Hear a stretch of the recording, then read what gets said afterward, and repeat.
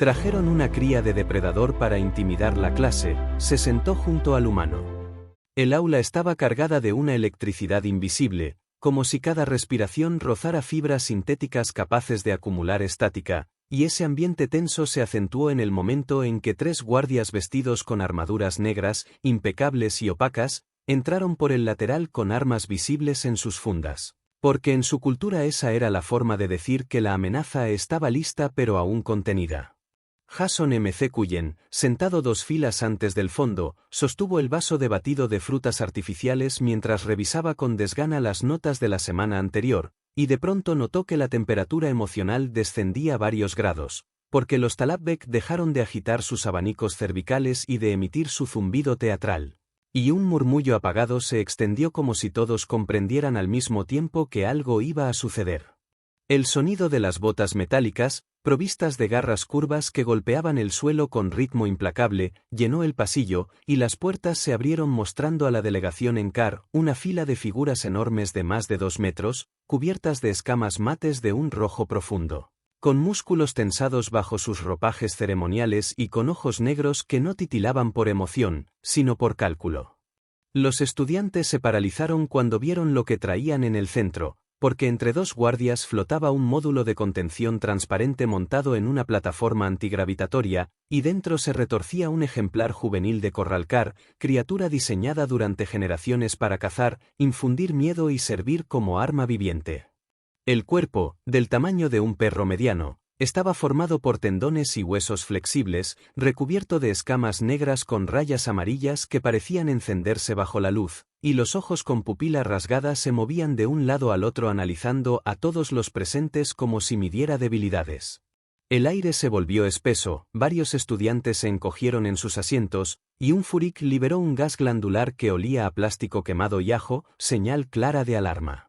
El contenedor se abrió con un chasquido mecánico, y lo que debía ser una exhibición de fuerza se transformó en una escena inesperada, porque la cría no salió con violencia, sino que caminó con calma hacia el espacio preparado con telas impregnadas de olor territorial, colocado estratégicamente junto a los SYHTY, la especie más frágil de la sala.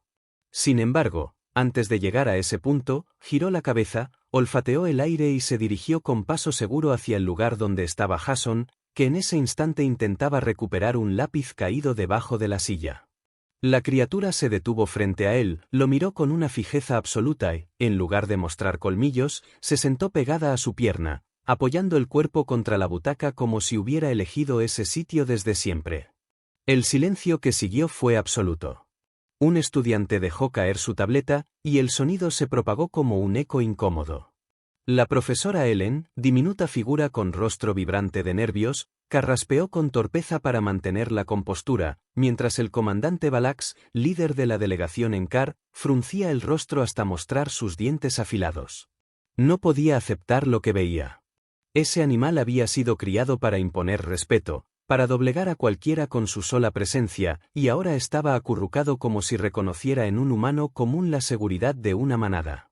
Jason, sin saber cómo reaccionar, apenas alcanzó a murmurar que no estaba gruñendo, que solo estaba sentado, y en ese instante la cría empujó con el hocico su mochila. El joven apartó el bolso por reflejo, pero comprendió de inmediato cuando vio el envoltorio de una barrita de granola asomar entre los cuadernos. El movimiento de la cola de la criatura golpeó una vez contra el suelo, y Jason tragó saliva. Explicó con voz insegura que días antes había visto a ese mismo ejemplar en una jaula cerca del comedor, que le pareció hambriento y que, creyendo que se trataba de un animal de terapia, le había ofrecido un pequeño bocado. Los estudiantes reaccionaron con murmullos, risas nerviosas y miradas de incredulidad, mientras Balax rugía que eso significaba que la cría había impreso un vínculo, que el olor del alimento y la presencia del humano habían quedado grabados en su memoria como referencia de manada, un lazo imposible de romper sin violencia. La escena se agravó cuando el comandante dio un paso adelante. El Corralcar, que hasta entonces había estado tranquilo, levantó la cabeza, mostró los colmillos y emitió un gruñido grave dirigido no a Jason, sino al propio Balax, defendiendo al joven de quien debía ser su autoridad. La sala entera se quedó rígida. La profesora Ellen, intentando mantener el control, Declaró que aquello era una oportunidad única de observar comportamiento de impronta interespecie, y sugirió que Jason asumiera un papel de tutor provisional para la criatura. El muchacho, sorprendido, apenas pudo responder que aquello debía de ser una broma, justo en el momento en que la cría, con total naturalidad, lamió la punta de su bota con una lengua caliente que hizo estremecerse a todos. Desde ese momento, la vida de Jason cambió. Lo que comenzó con un simple gesto de compasión se transformó en una relación imposible de ignorar. La criatura lo seguía a todas partes, compartía las comidas solo si él también comía, imitaba su postura, dormía junto a su cama y reaccionaba con desconfianza hacia cualquiera que intentara acercarse demasiado. Los profesores y los investigadores empezaron a tomar notas con frenesí, porque jamás un corralcar había mostrado conductas de imitación ni respuestas sociales complejas. Lo que para los Enkar era una humillación se convirtió en un descubrimiento para la academia, y lo que para Jason era una carga inicial se volvió un vínculo imposible de romper. Las noches se hicieron más largas, porque cada intento de separarse provocaba ansiedad en la criatura, y los días se llenaron de ojos curiosos que observaban cómo un depredador diseñado para el combate prefería recostarse al lado de un estudiante humano en lugar de demostrar la ferocidad para la que había nacido. Jason comprendió, poco a poco, que lo que había nacido para ser una exhibición de miedo se había convertido en una elección de confianza, y que ese lazo, por accidental que pareciera, era más fuerte que cualquier cadena impuesta por el Dominion. Jason despertó con la sensación de que la rutina que conocía ya no le pertenecía, porque desde el instante en que la corralcar juvenil decidió recostarse junto a su litera, todo lo demás giraba en torno a esa presencia. Los pasillos del campus se habían convertido en corredores de miradas curiosas y de susurros que lo acompañaban como un rumor permanente. Los estudiantes que antes lo ignoraban ahora detenían el paso para observar la manera en que el animal caminaba a su lado con la cola en un movimiento pausado, atento a cada sonido y cada gesto suyo. Los que tenían miedo se apartaban a un rincón y contenían la respiración, los más valientes trataban de acercarse con ofrendas improvisadas, pero la criatura solo aceptaba lo que venía de la mano de Jason. Como si el universo entero se redujera a la presencia de ese humano con un bolso lleno de envoltorios arrugados y un sentido de responsabilidad que hasta hacía poco no había imaginado tener. En las clases, los profesores intentaban continuar sus lecciones como si nada hubiera cambiado, pero el murmullo constante demostraba que la atención estaba partida. Cada vez que el animal levantaba la cabeza y giraba las orejas hacia un sonido invisible, la mitad del aula contenía el aliento, y cuando bostezaba mostrando la hilera de colmillos que parecían cuchillas húmedas, varios estudiantes apartaban la vista para evitar la impresión de amenaza, aunque lo que transmitía no era furia, sino simple aburrimiento. Un día, durante una sesión de navegación galáctica, Jason notó que Echo, porque así lo empezaron a llamar tras un acuerdo tácito entre los compañeros, apoyaba una de sus garras en el panel luminoso de control, repitiendo el gesto que él mismo había hecho minutos antes, y el profesor se detuvo a observar con incredulidad. No hubo necesidad de comentarios, porque la imitación era demasiado clara. Esa misma tarde, un grupo de investigadores comenzó a diseñar protocolos de observación con la intención de registrar cada detalle, como si la evolución entera de la criatura se hubiera transformado en un espectáculo académico. Sin embargo, fuera de la fascinación científica y de las conversaciones excitadas de los estudiantes, la tensión política aumentaba. La delegación Enkar, incapaz de aceptar que un ejemplar cuidadosamente criado para infundir temor se comportara como un animal de compañía, insistía en que aquello representaba un fracaso del programa de dominación. El comandante Balax repetía en cada reunión que el vínculo debía romperse, que la criatura no podía seguir en manos de un humano débil, y que la imagen del Dominion se veía erosionada con cada minuto en que el animal permanecía bajo esa influencia. Se organizaron sesiones privadas donde se debatía la posibilidad de aplicar métodos de desimpronta, y Jason fue llamado varias veces para responder preguntas que se sentían más como acusaciones que como consultas. Le pedían que explicara qué había hecho para desviar la naturaleza del depredador y él siempre respondía lo mismo, solo le dio comida cuando tenía hambre. La propuesta de aplicar un procedimiento de recondicionamiento comenzó a tomar forma. Se hablaba de aislamiento controlado, de neutralización de olores, de ruidos capaces de confundir las asociaciones neuronales y de la introducción forzada de nuevos referentes. Jason escuchaba esas descripciones con el estómago apretado, porque no le costaba imaginar el efecto devastador que tendría en una criatura que había aprendido a asociar calma y seguridad con su presencia. Lo peor era que, desde el punto de vista burocrático, todo estaba justificado bajo la etiqueta de restauración cultural, como si lo que se intentara no fuera crueldad, sino el regreso a una tradición. Durante esos días, Jason experimentó la carga de tener que cuidar no solo de su propia rutina, sino de un ser que dependía de él con una intensidad sofocante. Si tardaba en regresar a su cuarto, Ekko se agitaba, arañaba la puerta o lanzaba un gruñido que resonaba en los pasillos. Si salía a comer sin compartir con él, el animal se negaba a probar bocado. Si intentaba dormir en silencio, sentía el peso tibio recostado contra su costado, el rumor constante de la respiración grave que lo acompañaba hasta el amanecer. Lo que empezó como un accidente se convirtió en una simbiosis inquebrantable. La presión llegó a su punto máximo cuando, en una sesión del Consejo, se anunció oficialmente la aprobación de un experimento para medir la posibilidad de deshacer el vínculo. Jason apenas pudo contener la rabia. Preguntó si entendían lo que significaba separar a un animal de su única referencia de seguridad, y la respuesta fue que no se trataba de sentimientos, sino de disciplina cultural. La profesora Ellen, con una serenidad que escondía nervios evidentes, sugirió un compromiso, un periodo de prueba sin contacto, observación directa y evaluación imparcial.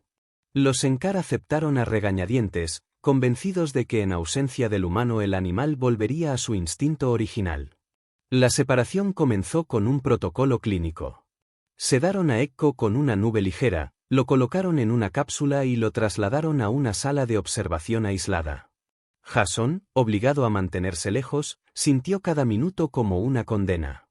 A través de los informes supo que las primeras horas el animal había rechazado la comida, que había olfateado cada rincón sin encontrar lo que buscaba, que había emitido sonidos bajos que no coincidían con ningún registro de agresión, sino más bien con un lamento. En la 10ª hora empezó a golpear con el hocico las paredes, en la 15ª dejó de reaccionar a los estímulos y en la 23ª se tumbó en silencio, sin atender a los entrenadores que intentaban provocarlo con señuelos. Jason pidió entrar antes de que se completara el ciclo, pero se lo negaron. Tuvo que esperar hasta el último minuto del periodo acordado. Cuando finalmente abrieron la compuerta y le permitieron entrar, vio a Ekko encogido en una esquina, la piel opaca, el cuerpo inmóvil. Dio un paso y habló en voz baja, con un tono que era casi un susurro, y entonces los ojos del animal se abrieron, lo reconocieron y el cuerpo entero se lanzó hacia él con un peso que lo derribó de espaldas. No hubo colmillos, no hubo ataque. Solo el temblor de una criatura que lo abrazaba con su propio cuerpo, un sonido agudo que parecía un sollozo y el calor de una confianza que se negaba a extinguirse. Jason lo rodeó con los brazos, sin importarle la presencia de los observadores tras el cristal. En ese instante comprendió que ningún procedimiento técnico podía borrar un vínculo formado en la elección, y que lo que un batón de granola había iniciado se había convertido en algo imposible de revertir. El regreso de Ekko al lado de Jason no detuvo la tormenta que se formaba entre los muros del campus y las salas donde se reunían las delegaciones, porque mientras los estudiantes veían en aquella unión un símbolo de algo nuevo, los Senkar lo consideraban una afrenta que desgarraba el prestigio de generaciones de cría controlada. Balax, incapaz de ocultar su frustración, dejó de asistir a algunas clases públicas y comenzó a circular por los pasillos con un silencio cargado de amenaza, acompañado siempre por 2 ayudantes que lo observaban todo con la frialdad de quien recopila pruebas para un juicio. Jason, en cambio, descubría cada día que el vínculo con Ekko no era solo dependencia emocional, sino también aprendizaje mutuo, porque el animal había empezado a reaccionar a patrones de comportamiento que nadie había registrado antes en esa especie. Una mañana, en el comedor principal, Jason compartía un plato de pan de proteínas cuando notó que Ekko no solo esperaba su bocado habitual, sino que lo observaba con una atención tan intensa que parecía imitar la manera en que él sostenía la comida con los dedos. Al dejar un trozo en la bandeja, la criatura lo tomó con las garras delanteras, lo levantó con torpeza y lo acercó al hocico, reproduciendo un gesto humano de forma imperfecta pero innegable. Los que estaban alrededor contuvieron la respiración. Un Celei lanzó un chillido agudo que sonaba a sorpresa. La profesora Ellen, que había entrado justo en ese instante, anotó apresurada en su tableta el fenómeno, y varios investigadores comenzaron a grabar en silencio. Jason sintió que algo profundo estaba ocurriendo. No se trataba ya de obediencia o apego, sino de un proceso de copia voluntaria, como si Echo intentara participar en la convivencia desde la lógica de la observación. En los días siguientes, la criatura extendió ese comportamiento. Cuando Jason cruzaba las piernas al sentarse, Echo doblaba la cola en un arco similar. Cuando apoyaba un codo en la mesa, el depredador apoyaba el pecho y la pata de una manera parecida. Incluso en una clase de lingüística, mientras Jason golpeaba el panel para marcar un ritmo, Echo repitió el patrón con 3 toques rítmicos de su garra, provocando un revuelo tan grande que el profesor suspendió la sesión para abrir un debate improvisado sobre cognición interespecie. Nadie había documentado jamás que un corralcar adoptara conductas sociales humanas sin un entrenamiento forzado, y menos aún que lo hiciera con esa fluidez. El Consejo Académico organizó un coloquio de emergencia para evaluar lo que significaba todo aquello. Unos argumentaban que se trataba de un descubrimiento revolucionario sobre la plasticidad mental de una especie que siempre se había considerado puramente instintiva.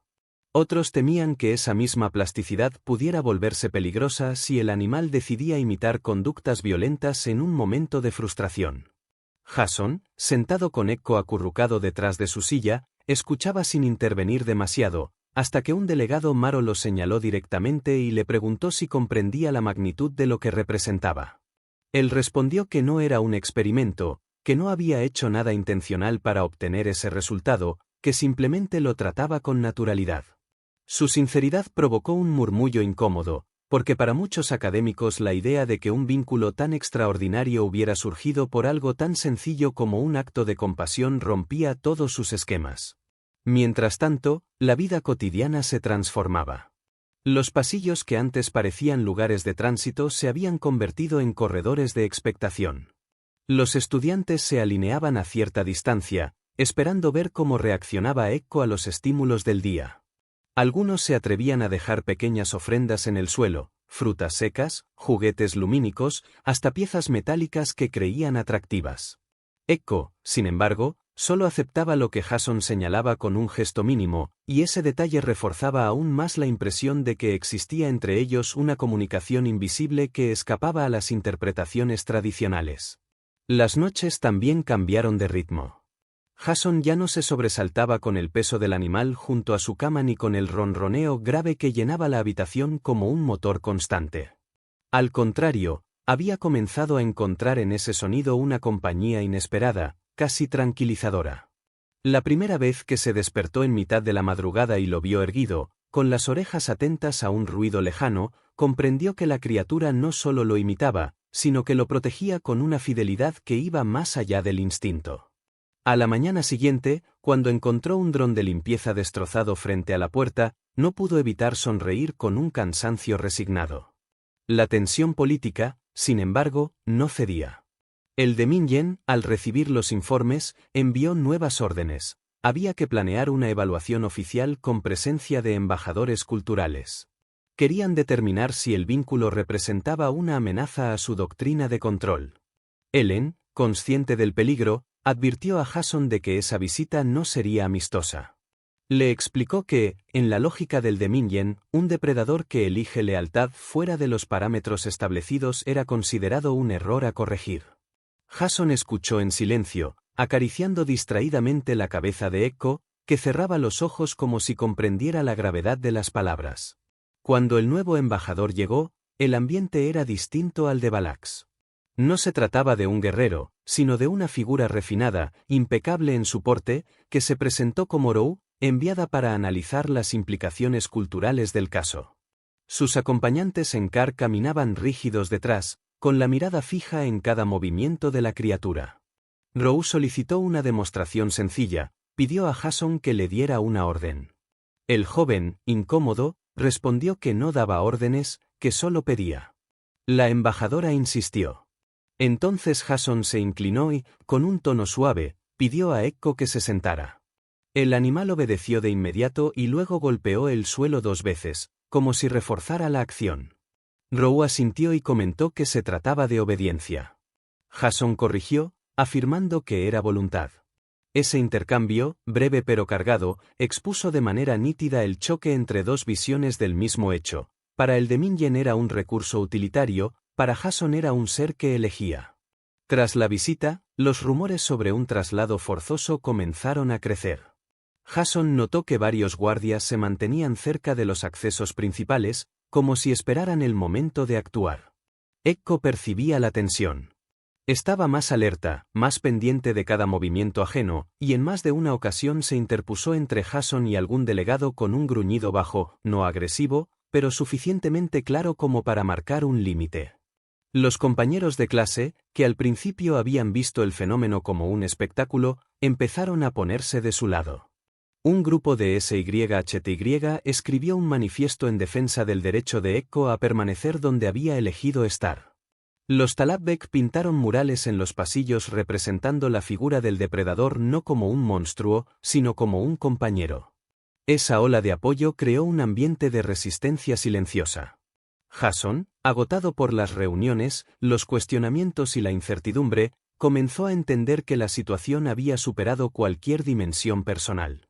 Ya no se trataba solo de un estudiante y un animal que compartían snacks y espacios de descanso. Era un desafío abierto a un sistema que basaba su poder en el control absoluto de la voluntad. El anuncio oficial de que el de Mingen evaluaría un traslado inmediato cayó sobre el campus como una losa. Nadie lo dijo en voz alta, pero todos sabían que esa decisión significaba arrancar a Ekko del único lugar donde había encontrado estabilidad. Los pasillos se llenaron de discusiones susurradas, de apuestas sobre cuándo llegaría el transporte de custodia y de especulaciones acerca de si Jason intentaría resistirse. El joven no mostraba su angustia en público, pero quienes lo conocían percibían la tensión en sus hombros, en el modo en que pasaba la mano por el lomo del animal con más frecuencia, como si cada caricia fuera una despedida anticipada. Ekko, sensible a cualquier alteración en el entorno, comenzó a vigilarlo con mayor intensidad. En las mañanas se levantaba antes que él y se apostaba frente a la puerta del dormitorio, gruñendo apenas se escuchaba un paso extraño en el corredor. En las clases se mantenía alerta, con la cabeza erguida y la cola extendida, sin la relajación juguetona de los días anteriores. Cuando algún delegado en CAR intentaba aproximarse demasiado, el depredador emitía un sonido bajo que no era un rugido, sino una advertencia cargada de significado. Esa actitud multiplicó la tensión, porque cada demostración de protección era interpretada por los funcionarios del de Mingen como un signo de corrupción, como la prueba de que el animal se había desviado irremediablemente de su propósito original. El Consejo Académico convocó una sesión extraordinaria para debatir el dilema. En la mesa se sentaban representantes de múltiples especies, cada uno con sus gestos culturales de impaciencia, abanicos que vibraban, antenas que temblaban, ojos compuestos que giraban en círculos. Los Enkar exigían que se cumpliera el protocolo de reeducación, alegando que la criatura era propiedad de su linaje militar. Ellen, con voz firme a pesar de su físico frágil, argumentaba que el vínculo era un acontecimiento científico sin precedentes, que interrumpirlo significaría perder la oportunidad de comprender capacidades cognitivas desconocidas. Jason, sentado en silencio con Ekko a sus pies, apenas levantó la vista hasta que uno de los consejeros lo interpeló directamente. Su respuesta fue corta pero contundente: no soy dueño de él. Él me eligió. El murmullo posterior fue una mezcla de desconcierto y admiración. La decisión provisional fue organizar un ensayo definitivo. Durante 24 horas Ekko permanecería en aislamiento, rodeado únicamente de entrenadores Enkar, con estímulos diseñados para forzar un nuevo vínculo. Jason estaría completamente apartado, sin contacto visual ni auditivo. Si la criatura respondía, se procedería al traslado. Si no, se abriría un debate sobre alternativas. La resolución dejó a Jason con una sensación de impotencia amarga, pero aceptó porque sabía que negarse solo aceleraría la captura. El día de la separación llegó con un amanecer gris, filtrado por las cúpulas de energía que simulaban el cielo. Jason observó cómo los guardias aplicaban un rocío sedante sobre el hocico de Ekko. El animal resistió un segundo, sacudiendo la cabeza, hasta que finalmente cayó en un sueño pesado. Lo introdujeron en un contenedor blindado, y el silencio posterior fue insoportable. Jason no protestó, aunque la garganta le ardía. Pasó las primeras horas caminando en círculos por el campus, ignorando las preguntas de sus compañeros. La ausencia era un peso físico, como si faltara el aire. Mientras tanto, en la sala de observación, los entrenadores intentaban aplicar todos los métodos conocidos. Presentaron fragmentos de carne fresca, liberaron olores de dominancia, incluso reprodujeron vocalizaciones grabadas de los instructores del Dominion. Ekko permanecía inmóvil, con la mirada clavada en un punto invisible. En la sexta hora comenzó a recorrer los límites del recinto, empujando las paredes como si buscara una salida. En la 10ª rechazó el alimento y emitió un sonido grave, tan bajo que las cámaras apenas pudieron registrarlo. En la 15ª, uno de los adiestradores se acercó demasiado y el animal respondió con un gruñido que no expresaba desafío, sino advertencia desesperada. Los observadores tomaron nota con gestos tensos. Jason pidió informes constantes. Cuando escuchó que la criatura no comía ni reaccionaba, comprendió que aquello no era un proceso de adaptación, sino una tortura encubierta bajo protocolos burocráticos. A la 20ª hora, incapaz de soportar más, se presentó en la sala de control y exigió entrar. Ellen lo apoyó, argumentando que el experimento ya había demostrado lo que todos temían, que el vínculo era más fuerte que cualquier condicionamiento. Los supervisores dudaron, pero finalmente, al cumplirse el plazo, abrieron la compuerta. La escena que siguió quedó grabada en la memoria de todos los presentes. Ekko estaba acurrucado en una esquina, los ojos opacos y el cuerpo rígido. Jason avanzó despacio, murmurando su nombre, aunque nunca antes lo había llamado así en voz alta. Los oídos de la criatura se movieron, luego levantó la cabeza y en cuanto lo reconoció se lanzó hacia él con un impulso brutal. Lo derribó de espaldas, pero no con violencia, sino con un temblor que parecía suplicar refugio. Jason lo abrazó con fuerza, sintiendo el calor del cuerpo contra su pecho, y escuchó un sonido que jamás hubiera asociado a un depredador, un sollozo entrecortado, profundo, desgarrador. Detrás del cristal, Balax murmuró que ese animal nunca volvería a pertenecer al Dominion. Ellen, sin apartar la mirada de la escena, replicó con calma que tal vez era mejor así, porque lo que estaban viendo no era obediencia ni rebeldía, sino algo distinto, una forma de confianza que no se podía fabricar ni imponer. Cuando la noticia se difundió entre los estudiantes, la reacción fue inmediata. Algunos lloraron de alivio, otros celebraron como si se tratara de una victoria política. Los más cautos advirtieron que el conflicto apenas comenzaba, porque el Dominion no aceptaría la derrota con facilidad. Jason, sin embargo, no pensaba en diplomacia ni en consecuencias. Solo se quedó sentado en el suelo, con Ekko pegado a su costado, consciente de que acababa de asumir una responsabilidad que lo acompañaría más allá de las paredes de la academia. El fracaso del intento de desimpronta no solo cambió la relación entre Jason y Ekko, también alteró el equilibrio político en todo el programa de intercambio. La noticia de que un corralcar había rechazado la reeducación corrió por las redes internas de la academia más rápido de lo que las autoridades podían controlar. Estudiantes de especies muy distintas comenzaron a enviar mensajes de apoyo a Jason, algunos de manera abierta y otros de forma anónima, porque sabían que cualquier gesto podía ser visto como un desafío a la autoridad del Dominion. En los murales de los pasillos aparecieron símbolos pintados con colores brillantes, siluetas de una criatura de 4 patas junto a un humano, frases en múltiples lenguas que hablaban de elección, libertad y confianza. Lo que había empezado como un accidente en un aula se transformaba en un movimiento cultural que ningún embajador estaba preparado para gestionar. Ekko, ajeno al lenguaje escrito pero sensible al clima emocional, se convirtió en el centro de un fenómeno que trascendía lo biológico. Los SYHTY, que al principio huían de él con el cuerpo temblando, se acercaban poco a poco para dejar fragmentos de cristal coloreado en la alfombra donde solía descansar. Los Talabek, siempre expresivos, compusieron un canto grave que imitaba el ritmo de su respiración nocturna. Incluso los Thelei, que se caracterizaban por su prudencia, organizaron turnos para observarlo durante horas con el pretexto de registrar comportamientos, aunque en realidad buscaban la calma extraña que transmitía cuando se tumbaba cerca. Jason notaba esas transformaciones, aunque lo abrumaba el protagonismo, comprendía que se había convertido en un símbolo involuntario de algo mucho mayor que él. El Dominion, incapaz de ocultar su incomodidad, reaccionó con la frialdad de la burocracia. Emitieron un comunicado en el que clasificaban a Echo como entidad experimental no alineada, lo cual significaba, en palabras menos técnicas, que permanecería bajo vigilancia constante y que Jason quedaba oficialmente atado a su cuidado mientras durara el programa. Era una forma de conceder y al mismo tiempo controlar. Para Jason, sin embargo, la resolución solo confirmaba lo que ya sabía, que nadie podía arrancar a Echo de su lado sin destruirlo. Las semanas siguientes estuvieron marcadas por cambios sutiles pero irreversibles. Echo creció con rapidez, sus músculos se hicieron más firmes, la cresta ósea de su espalda comenzó a marcarse con mayor relieve, y su andar adquirió una seguridad que imponía respeto incluso a quienes ya no le temían.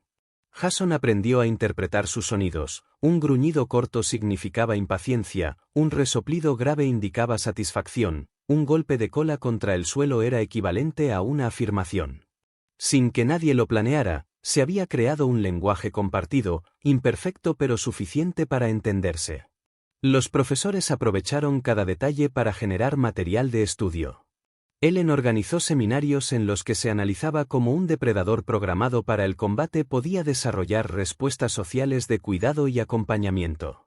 Calvex recopilaba datos sobre la sincronía de hábitos, mostrando gráficos donde el pulso de Jason y la respiración de Echo se alineaban después de pasar horas juntos.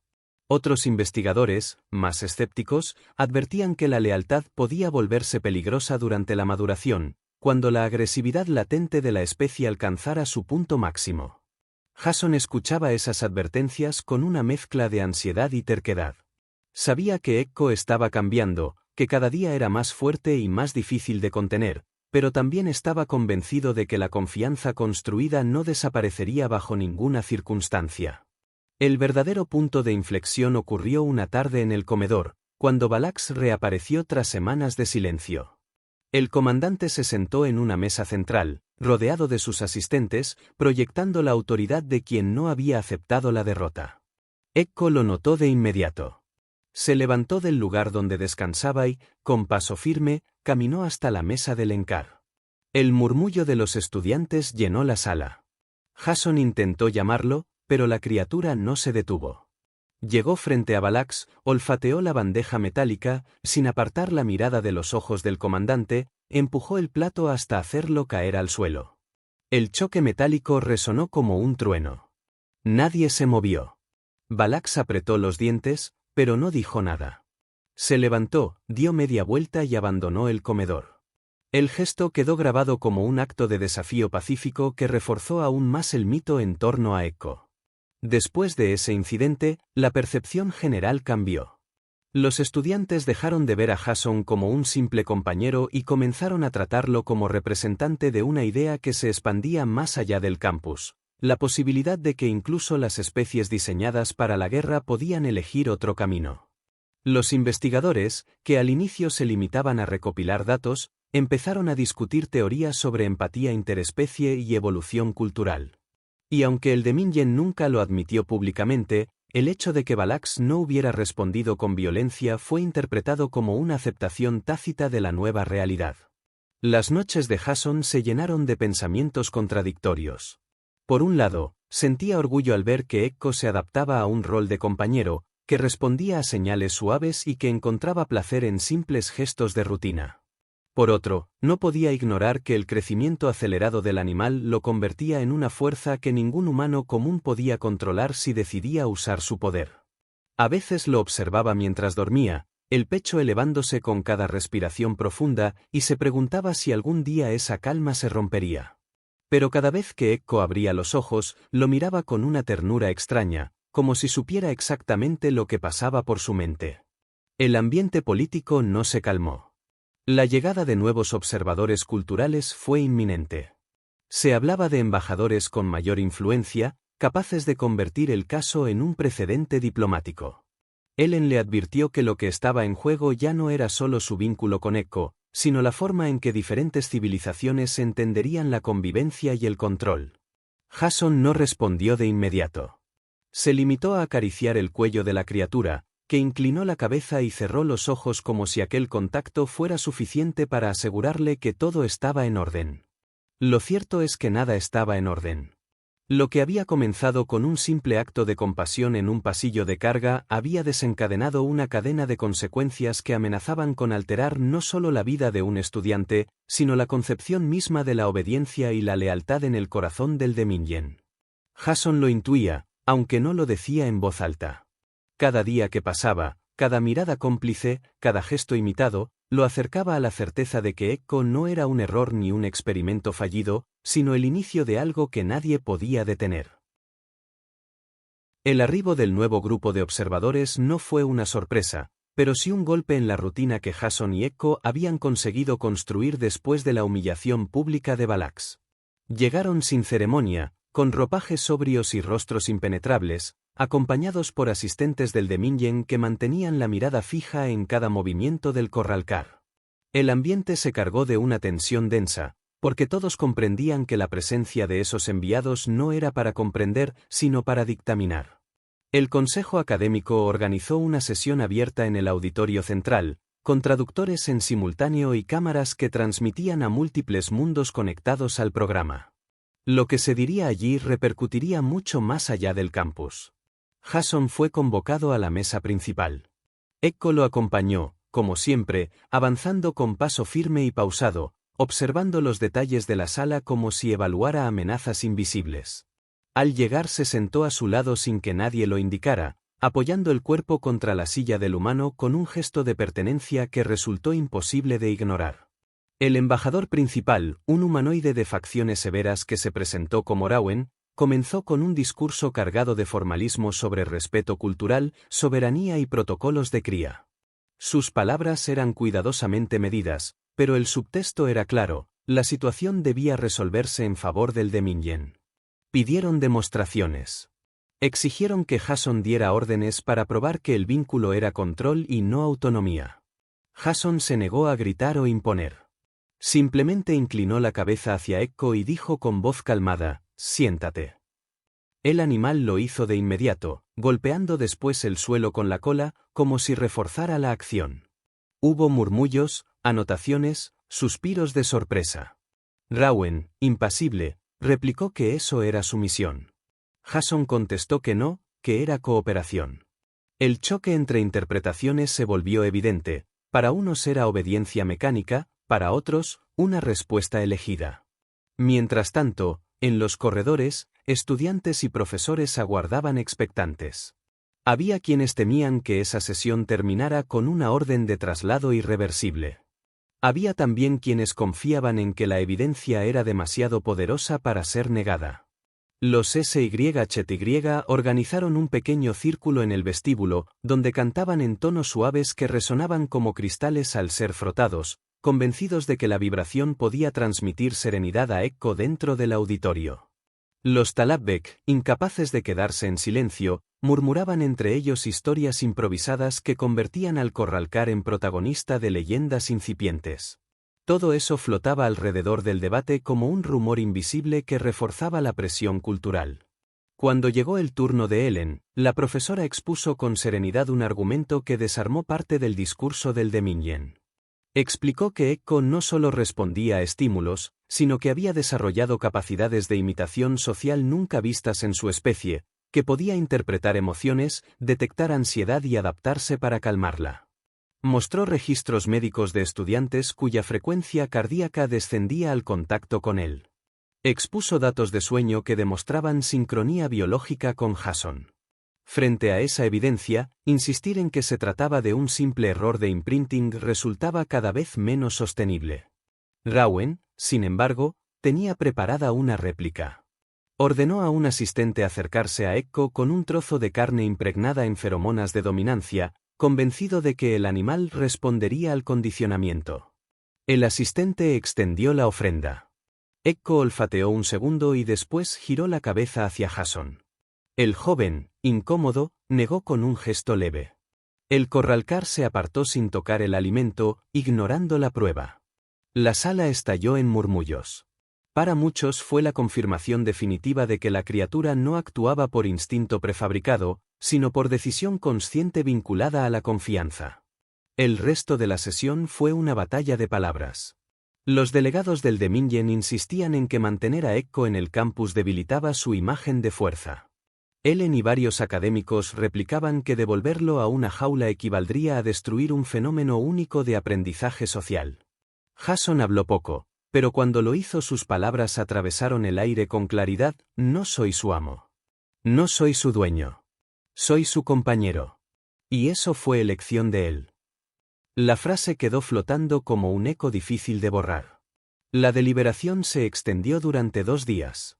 Los enviados del Demingen presionaban con amenazas veladas, los profesores defendían con datos y los estudiantes realizaban vigilias en silencio frente a la sala de conferencias. Finalmente, el fallo fue leído en una ceremonia solemne. Ekko permanecería clasificado como entidad independiente dentro del programa de intercambio, bajo observación constante, pero sin traslado forzoso. Jason asumiría la responsabilidad de su cuidado, con la condición de no abandonar el campus durante la duración del estudio. Era un compromiso extraño, pero significaba que habían ganado tiempo. El alivio fue inmediato. En el patio central, cuando se comunicó la decisión, los estudiantes de todas las especies estallaron en un aplauso coral que resonó bajo las cúpulas como un trueno compartido. Ekko, confundido por el estruendo, se mantuvo junto a Jason, golpeando el suelo con la cola hasta que el joven se inclinó para tranquilizarlo. En ese momento, entre el ruido de la multitud y la mirada atenta de los observadores, quedó claro que algo había cambiado. El Demingen había perdido la oportunidad de imponer su voluntad absoluta, y un depredador criado para el miedo se había convertido en un emblema de confianza y elección. Aquella noche Jason no durmió enseguida. Se quedó largo rato sentado en el borde de la cama, con Ekko recostado a su lado.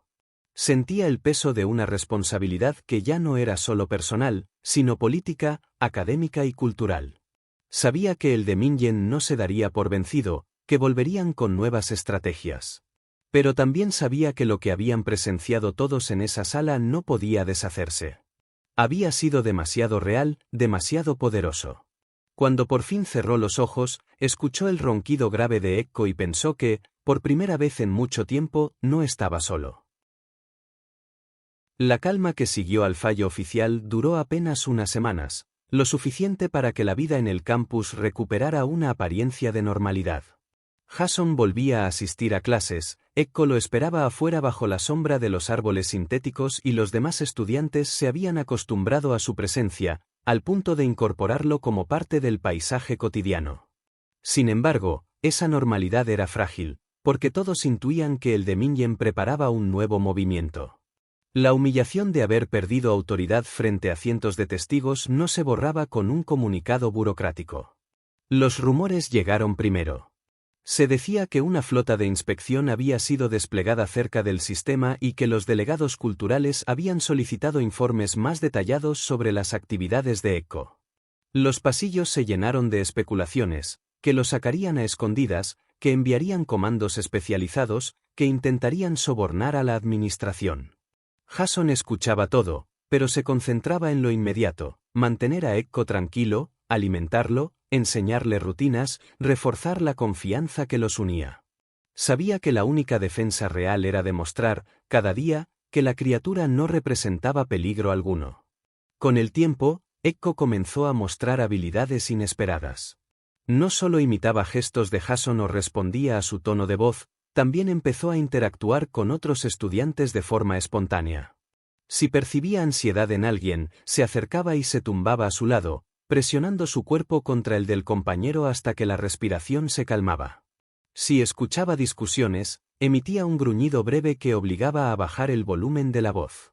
Cuando alguien lloraba, colocaba la cabeza sobre el regazo del afectado, en un gesto que desarmaba cualquier resistencia.